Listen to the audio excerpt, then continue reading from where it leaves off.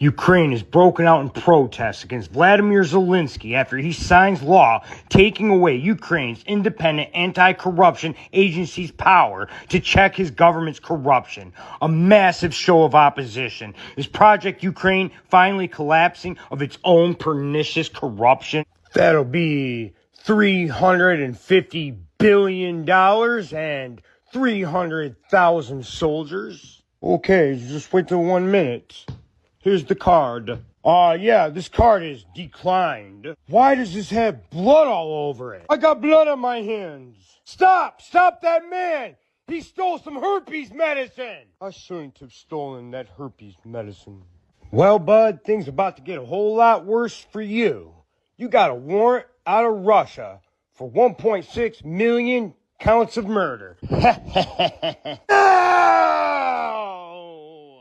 Yep. This is how this man should be treated, as a common criminal on his way to prison. Not like how Trump has been treating him, giving him more weapons, letting him and the Europeans dictate our policy and how we spend our money. But recent events might change this. Like the fact that his entire country is on the streets protesting his actions in repealing the powers of independent anti-corruption agencies, overseeing some of the military and financial aid his country receives by the billions.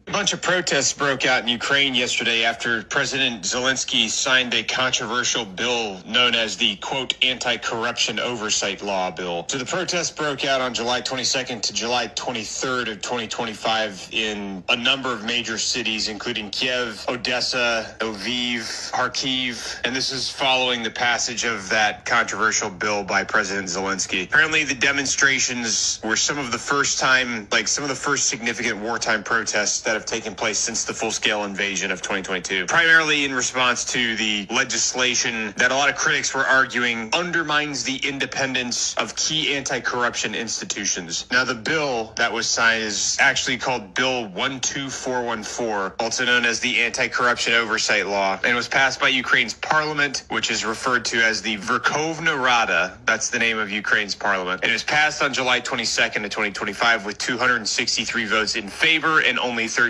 votes against it. It was signed into law by President Zelensky shortly after, despite calls for a veto. And what the legislation does is it does a couple things. So it shifts oversight and control of anti-corruption investigations from independent bodies, such as the National Anti-Corruption Bureau of Ukraine and the Specialized Anti-Corruption Prosecutor's Office, and it swaps it over to the Office of the Prosecutor General, which operates under the President's authority, meaning that if the President is under corruption investigation, the Prosecutor General, which operates under the President's authority, is the one that's going to be investigating him. So it's like, we found nothing wrong after conducting a thorough investigation of ourselves kind of thing. I mean, this is a pretty common thing you see around all over the place. Key provisions to the law is that it grants the Prosecutor General expanded powers to intervene in cases handled by the National Anti-Corruption Bureau of Ukraine and the Specialized Anti-Corruption Prosecutor's Office, including the ability to approve or halt investigations, reassign cases, influence personal decisions, and then critics contend that this centralizes power and could enable political interference, potentially shielding high-level officials from scrutiny. Now, the government's justification for this, as far as like Zelensky's side of the fence and like why they decided to do this, was they framed the bill as a necessary measure to cleanse the anti-corruption system of alleged Russian influences and ensure more efficient justice. Signed a bill quietly into law on Tuesday night, and after it had been fast-tracked through the parliament. Well, what does this mean? Well, that Ukraine's Prosecutor General, which is the equivalent to the Attorney General in the United States, has more power, has more control over two anti-corruption agencies. Now, this is important because these agencies have historically been fiercely independent and regardless of political party. Take, for example, just in April, a former deputy head of Zelensky's administration was charged with money laundering and taking a large bribe. So some critics are saying that this bill is actually political retribution. Others are afraid that this is Ukraine back backsliding towards authoritarianism that we saw when it used to lean towards Russia. In addition, the EU, the European Union, is watching.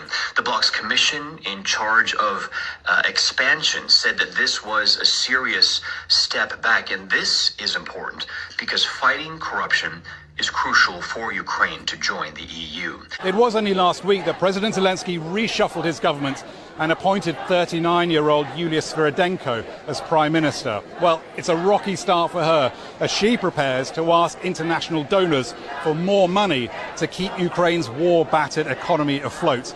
And the EU has already expressed its disapproval at this legislation. Rory Challens, Al Jazeera in Kiev. Does it surprise me that Zelensky is trying to rob his own country after he robbed our countries? Remember, just a few months ago, he was begging for money in Washington like a common street person. Volodymyr Zelensky is not having a good day. What now, Zelensky? Y'all got any more of that financial assistance? Scratch, scratch. That the President of the United States kicked Vladimir Zelensky out of the White House today. Governor Newsom, can I get some of that homeless money? Mayor, could you give me some money? Boy, get the fuck out of here with that bullshit. Get your ass. Go. Get. Hey, Hunter, I'm tired of asking people for money and them not giving me none. Well, you know what you gotta do. Shake that money maker, boy. That's all, folks.